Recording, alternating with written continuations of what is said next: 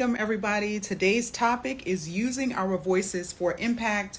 You guys know when I do these that are always these business spotlights, I always try to wear something that highlights another woman-owned business or businesses, right? So I'm just going to keep with that and actually have 3 women-owned businesses. I am supporting and wearing 3 women-owned businesses and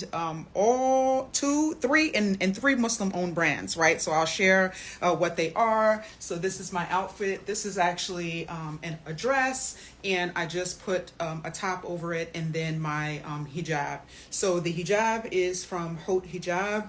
The top is from the Ballet. It's a woman-owned brand right here. I love this top. I bought it a few years back, but I love it.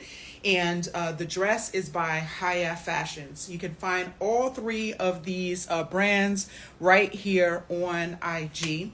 And then the brand that I always wear, love these bracelets. They are by Zudo Co, another brand. It's a Muslim-owned brand, not a woman-owned brand, but I love the story behind why the brand was created. So the brother created it because he couldn't find jewelry for his beloved, right? So he was getting ready to get married and he couldn't find jewelry that he liked. And so he created a whole company behind that. I really love that story. So make sure you go and check it out. So 4 Muslim-owned or woman-owned brands, that's what we are supporting today. Hijab is by Hot Hijab.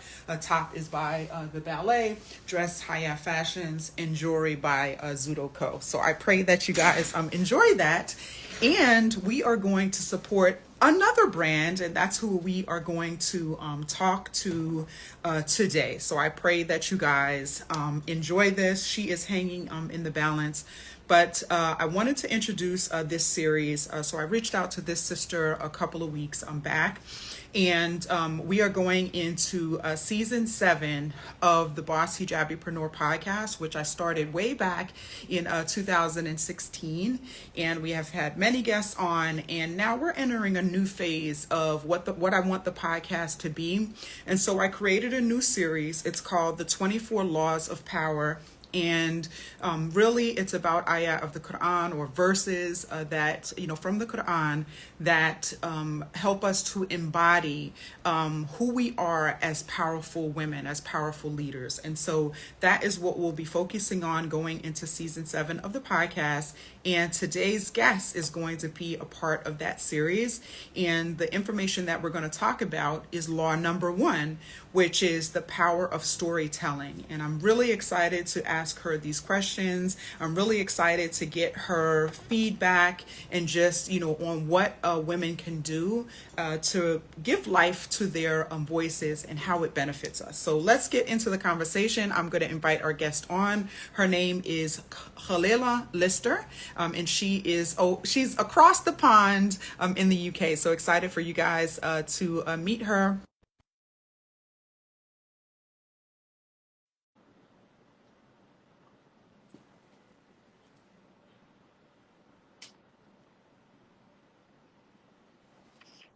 Salam alaikum.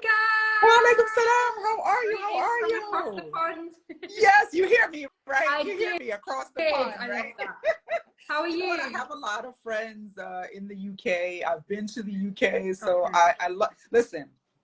If you see me just sitting here like this while you're talking, it's because I love listening. I love the accent and everything. It's just, to me, like language, accents is so intriguing to me because I feel like it almost like takes me across the pond. I feel like I'm right there. We're there together. I love your accent, so I'll be doing the same thing. I'll be mesmerized by your voice. I love it. I love it. I love it. So Jazakallah khair, first of all, for being on. I've been admiring your work. And, with this series, it's really about, just highlighting, more women. I strongly believe in just the sisterhood. I strongly believe in this collaboration. How can I pass the mic to you and, just give you the floor and for you to front face maybe some of the people that I know or that, follow me that may not necessarily, front face you. and then how can they move over to you and get the knowledge that you have, and how can that help them on their journey? That's literally what this whole entire series is about, you know, giving, you know, the women the tools in their tool belts for them to be able to find that empowerment on their journey, inshallah. So excited to have you on there. So if you could just tell me a little bit about yourself. Let me see. If you could just tell me a little bit about yourself and the work that you do, inshallah.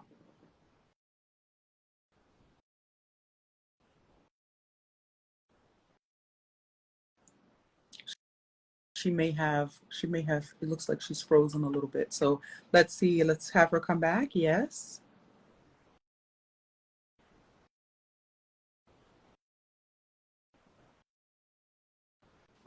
We back?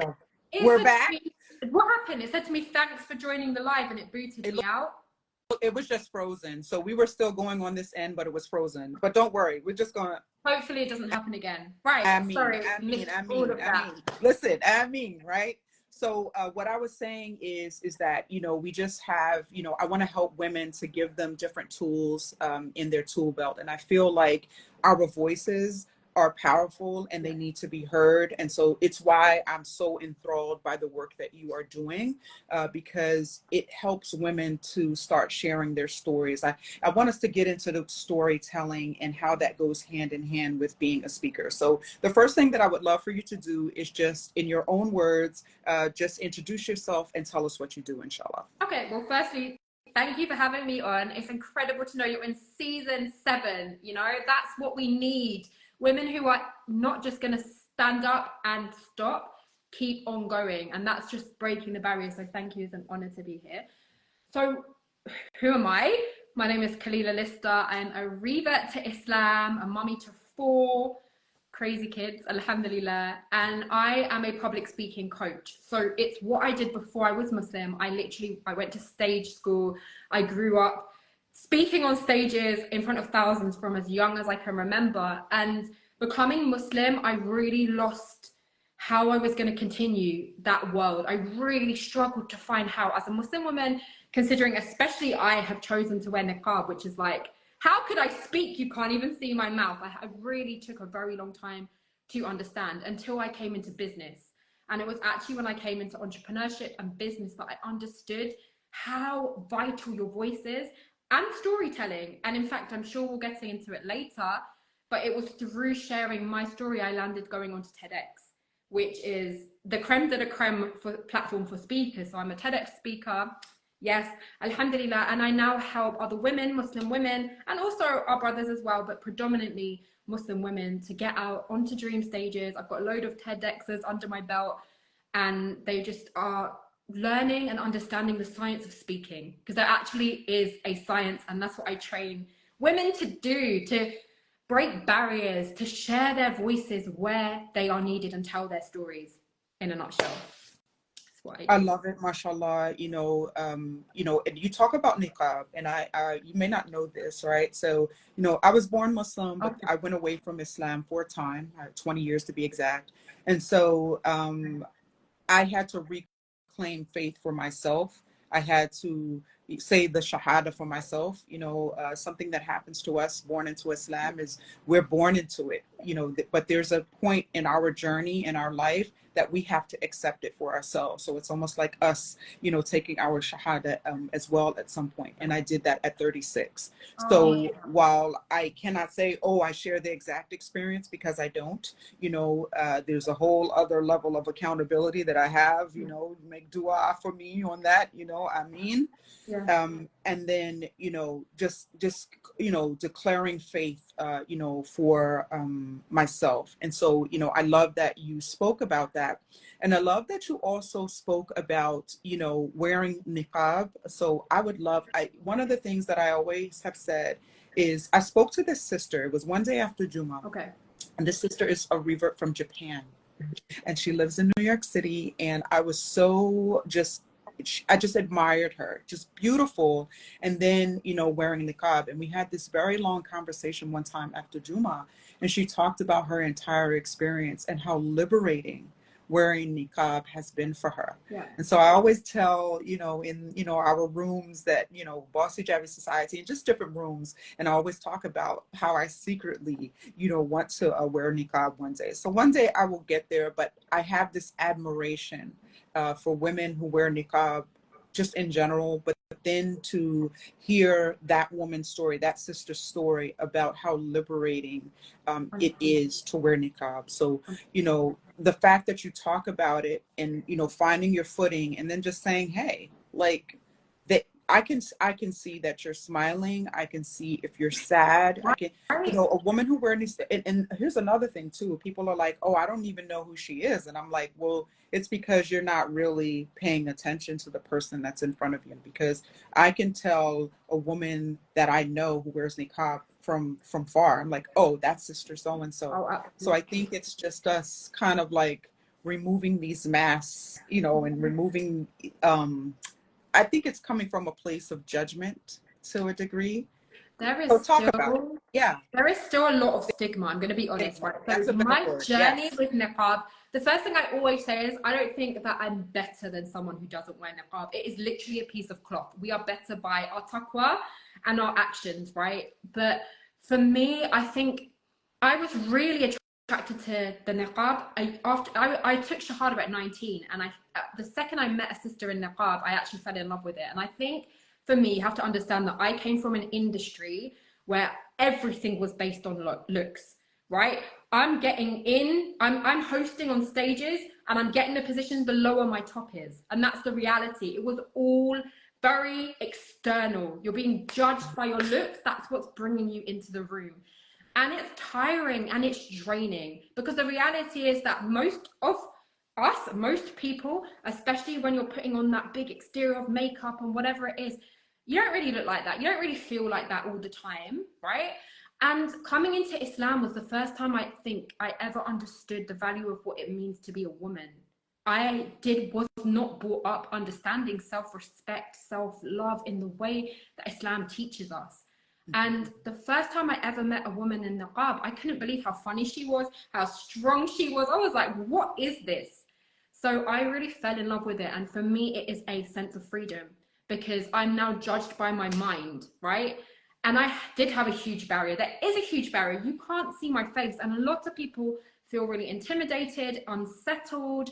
And I'm actually the first live TV presenter that wears niqab in the UK. I worked at Islam Channel, which is a really big platform on media, on Sky TV. And there just hasn't been those opportunities, I think, because most women who wear it still feel very judged. And I'll walk in a room, a networking room, and I will be the only person in niqab. And honestly, sometimes I'm like, why am I doing this? Should I just take it off? But I think it's a choice. I also personally don't want my face all over media. That's a personal choice. It's something I feel better about. And so, yeah, I mean, the fact that I can still do these things, I can still get called into non-Muslim platforms, into TEDx, where actually the man who was interviewing me in TEDx said the same thing you did. Well, I can see when you're smiling through your eyes. And I'm like, yes. So it is possible. However you choose to dress, however you choose to show up, you can still break down the glass ceilings and make a difference. But yeah, that's my journey with niqab. I just personally feel free in it. I love it. And it's almost like, you talked about this. It's like, you would think that you wouldn't be as successful because you are wearing niqab. And let's just get to the real of it. I come from a corporate background, so I know exactly what you're talking about. Right. And that was the other thing for me, like not wearing hijab, just hijab, forget niqab, not wearing hijab. Right. Well, are they going to take me seriously in these positions? And I think it's important for us to have this dialogue before we dive into even speaking, because, I feel like, in a lot of rooms as Muslim women, we are still reserved because we feel like our faith kind of holds us back from having these conversations. And, when I look at the Salamas of the world, the Nusaybas of the world, radiyallahu anhuma, and these were women that spoke up. These were women that, ayah of Quran have been revealed at their behest because they spoke up. And so, this dialogue of the power of voice, I thought of them immediately. Like when I was like what is the next thing that I want to do? You know, what do I want to do with the podcast? What is the next thing I want to do? And when I thought of it, you know, I have a list. So you guys are all on a list. And I'm like, I want to interview this person. And when I thought of you, I immediately put you in the category with an Salama and with an wow. Usayba. So think about it, you know, like you are literally, you know, practicing a sunnah, right? Because you are following in the footsteps of these women that spoke up and, okay, look, these are things that are happening in our society to the women and the children. Hey, Prophet Sallallahu Alaihi Wasallam, you know, how do we, you know, change this? And then it was only in them speaking up that these ayat were revealed, right? So how Allah used these women, and I feel like how Allah will use us, you know, in today's times, right? So with that being said, my first question is, why is it crucial for Muslim women to embrace and use their voices, particularly in the context of speaking and public speaking? Amazing question. Let's dive right into the deep end. I truly believe, and I stand by this statement, that your voice is the most powerful tool that you own. It's the most powerful tool in your business. If you're a business owner, it's the most powerful tool for change and impact. No one can speak our truth. No one can speak for us. No man, no non-Muslim. For a Muslim woman, the only person who has ever walked in our shoes is us. And if our voices are not heard, how is the world going to understand who we really are, that we are strong, that we are brilliant, that we are entrepreneurs and experts and thought leaders, and we are amazing moms and we do amazing things? The reality is that if we don't speak about it, then no one knows. So I truly believe that your voice can make so much difference for you. If we look at it from the angle of a business owner, we have the know, like, and trust factor. And in 2 minutes, you can gauge with someone through speaking to them what it would take hours, weeks, months of research of doing if you hadn't heard them speak. Because it can show authenticity. You get to know who someone is, their viewpoints, what you stand for. So there is so much power in your voice. When I started speaking up, and it was a really long journey for me to find my voice as a Muslim woman, but when I did, my life changed, right? I mean, I'm a single mom, I have 4 children, and I've been able to create generational wealth, because I do believe that it's not a bad thing for us to be making money. Halal wealth, it should go in our hands, right? And using your voice can allow that to happen. It can allow you to share your experiences that you've been through that could impact other people. And so your voice is so important, and genuinely, when you choose to use it, it's actually never about you. It's all the people that you can impact, even if it's just one person, that you can make a difference in their life by speaking. Alhamdulillah. Obviously, there's a really big difference to using your voice as a Muslim woman to how I would have used my voice before. We do want to stay in modesty. We want to stay in our values, but it is possible, and we can show up, and we should show up. I really believe it. I love that. I love that exact point that you just said, because I think that that's something that holds women back, right? So you talked about your niqab, and you just don't want your face out all over social media. So that's part of the reason why you wear niqab. And I think that that's important for women to know, because one of the first things that I get with some clients is, you know, I don't want to show my face. And I had this whole series called the No Face, No Case series, where I showed you all different types of ways that you could get your brand message out without showing your face. And then for those niqabi sisters, they don't have an issue facing the camera, but they do feel some type of shyness and, you know, even embarrassment, I think, to a degree, because of the fact that they wear niqab. So I think that part is important. And then the second part is the haya, right? So that modesty and staying within modesty. Again, going back to Salama and going back to Nusayba radiyallahu anhuma, they voiced, you know, their opinions. They asked questions. but within, they still stayed within their femininity. They still kept with the hijab. Exactly. So I think that that's so powerful what you're saying, and gives women the permission that they need. We can look to the Quran and the Sunnah, for these examples on we can front face the public while still staying within our, like you said, morals and values. So I think that that's excellent that you said that. She said, I still want to be modest and do feel strange for speaking online and letting others hear my voice. It's definitely difficult at times. Alhamdulillah, I love that, and that's great that you're speaking up even in this forum to say that, because that'll help you move forward. And I think that gives you confidence. Can you talk a little bit about that? And then I'll ask the next question, inshallah. One of the biggest things that shocked me, because when I came into entrepreneurship, I went and I studied public speaking, because I understood, obviously from my background, that there's a really big difference between just showing up and speaking and having training. And so I went and I studied, and there were no Muslim women. And that's what pushed me to start Power Voice Academy. And I will always remember one of my first events. I had a room full of incredible women. I was so shocked at the caliber of women that I'd attracted. So I was like, wow, they've been in the business so much longer than me. They are amazing. And some of these sisters in that room were lawyers, doctors. They were women who were in 6 figures in their brand. And I just started up. And as I went around the room, everyone was so afraid to speak, to share what they did. And I was so shocked, like, wow, these women are accomplishing huge, incredible things, and yet they feel this fear. And I had to really understand that there is really a lot of cultural, and I'm going to say cultural because it's not Islam, cultural biases, prejudices, pressure on Muslim women, that we feel that if we start speaking up and sharing our expertise or what makes us unique, that Allah gave you, your skills are from Allah. When you start speaking up, we feel like we're going to be seen as arrogant, showing off, not modest, and all of these things. So I had to understand that. And when I worked with these women and we got through and they started to share their stories one by one, I'm just like, Muslim women are incredible. We are so incredible. Allahumma barik. But the skills that you have, we have to remember, they're from Allah.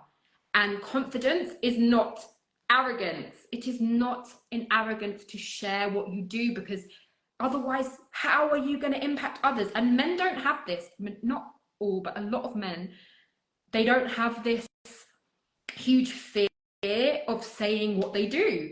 And I really think it comes down to that pressure on the outside world.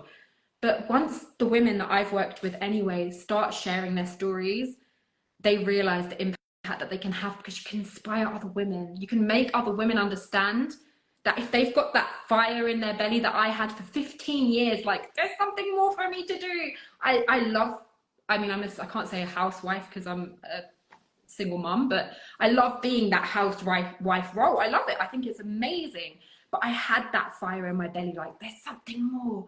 There's just something I need to do. And when I allowed myself to follow that and listen to that and try to do it for the sake of Allah, I could grow.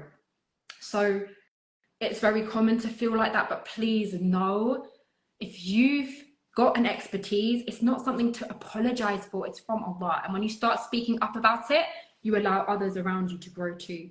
So use your voice. We need it. We really do. I love it. And you know what? It's an amana. When we've been given something, it's a trust. And we've been given that thing because we are the right person to put that thing out there. And by not using it, that's not the tawakkul, right? So that's not, putting your faith and your trust in Allah subhanahu wa ta'ala. And that's not using what you've been given. And you are going to be asked about what you've been given, right? Mm-hmm. Opportunities are a gift. How did you use it, right? And so really, understanding that, the day that I understood that everything is worship, everything that we've been given is worship, is the day that things change for me, even for myself, and starting my current business. Because I've been in other businesses, I've been in different industries and had no issues. But starting BUNHD was so hard for me because it was like, are they going to take me seriously? The business world looks like this. I've been in it for 25 plus years. It looks like this over here. Right. How am I going to bring my Islam and my Muslimness and, you know, the way that a Muslim woman should engage? How am I going to bring that to the table? And just like you, that took me a number of years to get to that point. So that brings me to the second question, which is, in a world where diverse perspectives are essential, how can Muslim women contribute uniquely to public discourse? And what impact does their voice have on shaping conversations? Wow. You're a fantastic interviewer. Can I just say, I'm loving these questions. It's just not generic. You've given me some spice. Love it. How can Muslim women, basically impact society through using our voices? There are so many ways. Even if it's one of my clients, she's been training as a keynote speaker, and she said to me, Khalila, I had parents' evening and I used all the skills that you gave me, and the teachers were blown away, and I got the best amount for my son out that I could have ever imagined. So even just using your voice in local communities, such as parents' evening, knowing how to communicate, this is so important. But you can push through. There are so many. I work with a lot of charities, as an example, and they don't have enough women, Muslim women, who will get up on the stage, right? Is it the same way you are? They won't get up on the stage. We could go on about this. I literally I'm having an event, inshallah, in February. And I reached out to a well-known organization and I was like, do you have a female speaker that can attend our event? I would prefer to only have females. And it was like, crickets. No, there is not. I've worked with so many charity organizations, and a lot of them are headed by incredible sisters, and they're just too afraid to go up on the stage. But the truth is, especially women-only events, we don't want a brother to come on the stage. We can relate more to the woman. And we don't, especially if you're doing a woman-only event where you don't want to be wearing hijab, we need women who are willing to get up and you essentially speak for the voiceless. Use your voice for the voiceless. Obviously, we know what's going on in the world right now to our brothers and sisters, and they can't raise the money. We need to. So using your voice can make such an impact on so many people's lives. So getting out there, doing work for charities, even for your own self. I feel like so many of us, we become mums and we lose so much of ourselves, or we become adults and we lose so much of who we are. Many women I work with say to me, Khalila, I don't even know what my favorite color is anymore. I don't know what my favorite food is. I just make what my kids like. When we get to that point, and I can tell you that for me, that was me, right? I was in a very abusive relationship. So for me, it was to the point that me speaking, right? I was walking on eggshells. So I lost every essence of who I was. And it's been through speaking up, finding my voice, becoming an entrepreneur, that I've been able to give the biggest blessings to my own children. Because from them seeing me doing it, it inspires them to want to do it. So it's impacting the next generation. It's not, oh, you're so selfish, you're pouring into you. It's, I'm pouring into me so that I can pour into you. And you are able to see that. So using your voice, not only will it impact you, it will impact everyone around you, including the next generations.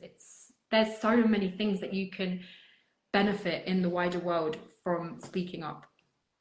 Sister, you are speaking to my heart, right? You are so speaking to my heart, because one of the things that I feel strongly about is us, just kind of using our authenticity, us, giving rise to that voice that's inside of us, giving rise to just that passion and everything that we want in our life, us being able to have that, manifest, have that come to fruition is so important. And like you said, not just for ourselves, it's for the women that are looking on and want the same for themselves. And then for that next generation, and especially I come from a similar background as you. And Okay. I think about my daughter, I think about my son, and I think about, by leaving this situation, I taught my son that this is not something that you should repeat. Exactly. Then I taught my daughter, this is not something that you should take. And then by starting my business, my children are there. They're setting up the tables. They're listening to people, signing people up. Oh, we've had a time. These past 7 years, alhamdulillah, have been beautiful. And I'm sure, you have similar stories with your children. Yeah. But they are learning. They They're are. learning Really not are. only, my mother, was able to overcome this. She was able to make something from this, but they're also learning for themselves what they in turn want for themselves. And I think this dialogue is also important because, within our community of faith, it happens to, women of all, walks of life. How do we come back from this? And then how do we use these circumstances? This is where the storytelling part of this comes from. Absolutely. Because you've shared a couple of points, and that's where storytelling comes in. So this is the next question, and it is, how does the act of becoming a speaker empower Muslim women personally and professionally? And in what ways can it contribute to dismantling stereotypes and misconceptions about Muslim communities? Oh, wow. Okay.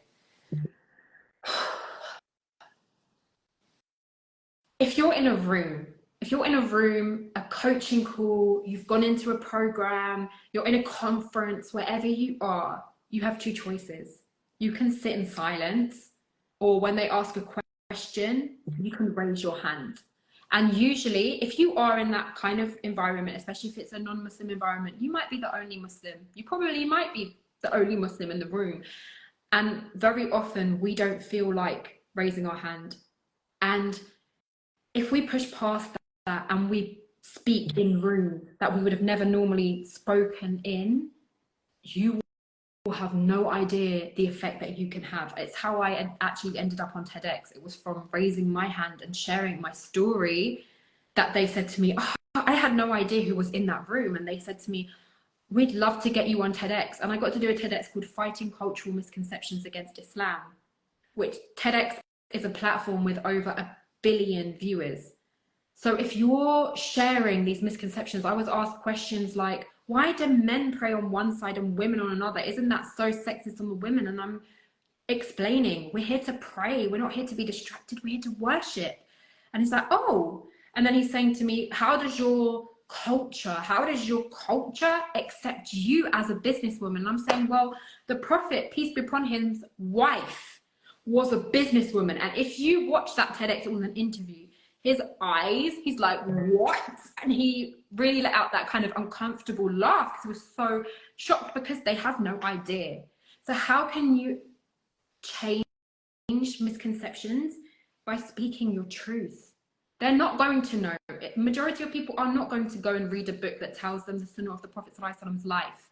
But if you bring that into conversation at your workplace, in tables, in rooms, on stages, wherever it is, that's how you can spread the message. So it really is, we are walking dawah. And you don't have to be a sheikha. I'm not a sheikha by any means. I don't pretend to be.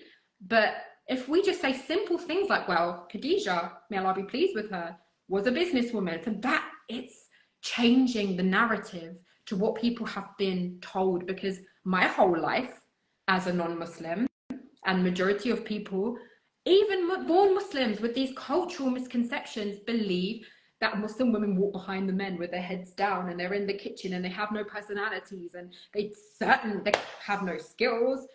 And that is the furthest from the truth. The furthest from the truth. Let me tell you, my family are Jewish, by the way.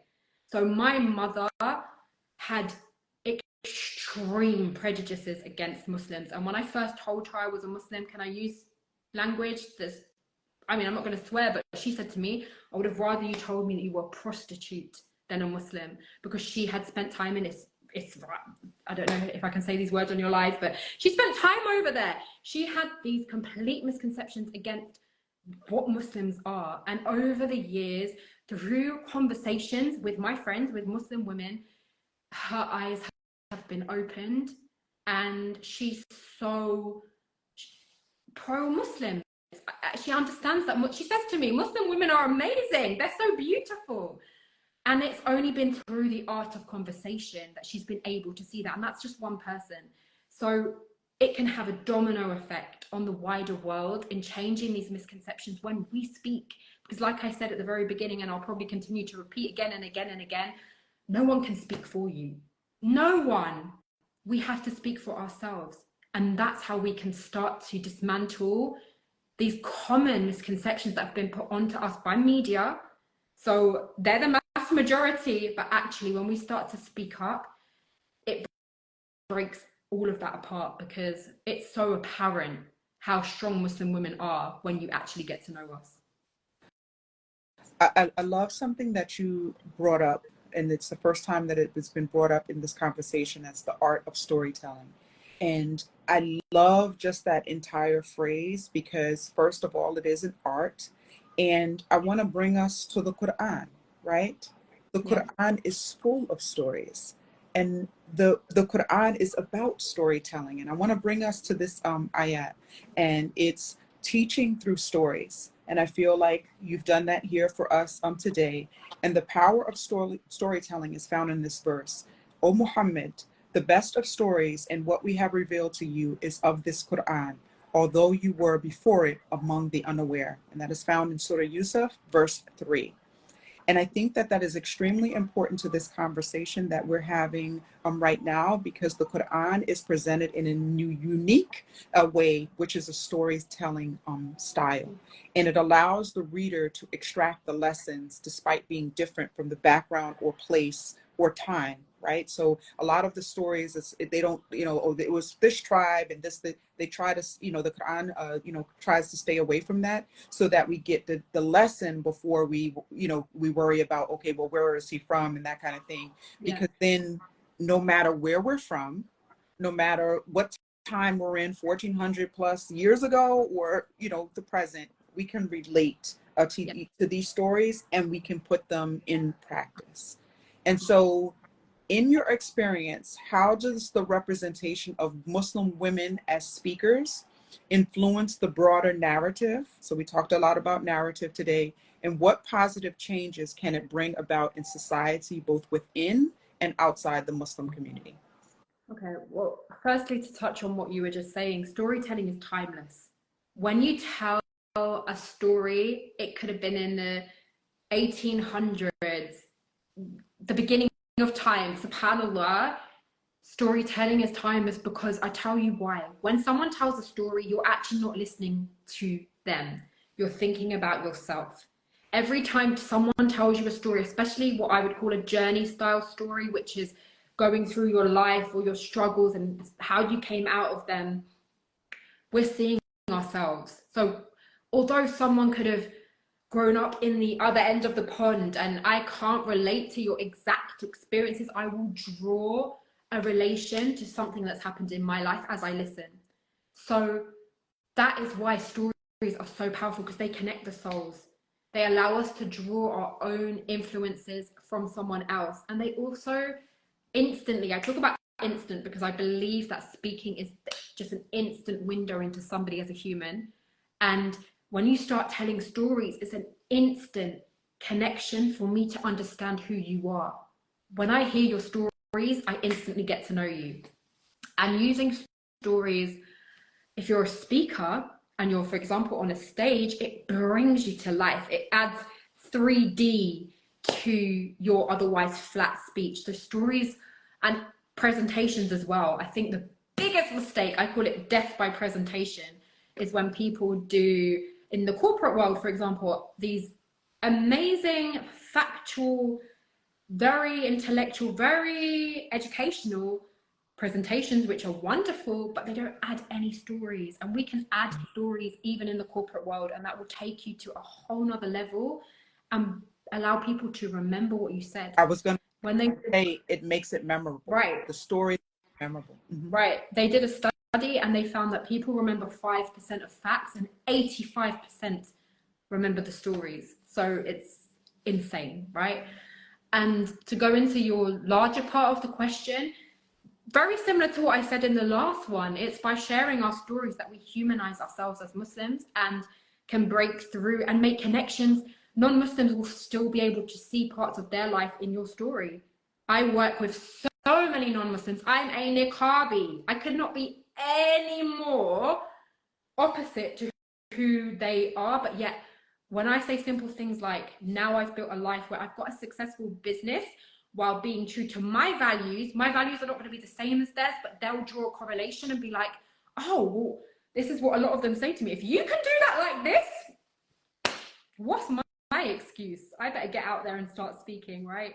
So I would say stories are a speaker's best friend. They're so powerful. I love it. I love it. I love it. Mashallah. So I could talk to you all day, first of all.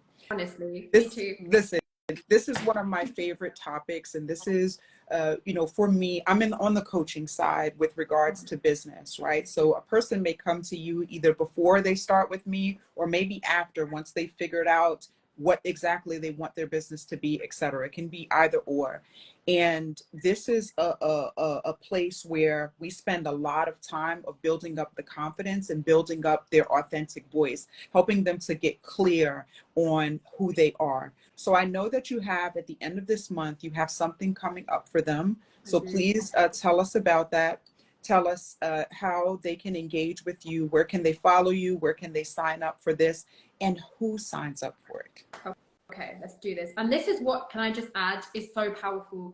When Muslim women are not afraid to highlight what other Muslim women are doing. I feel a lot of us are afraid of that. And actually, it's through collaboration that we can really grow. So I appreciate you. May Allah put blessings in all you do. Any of my followers, give her a follow. Worth it.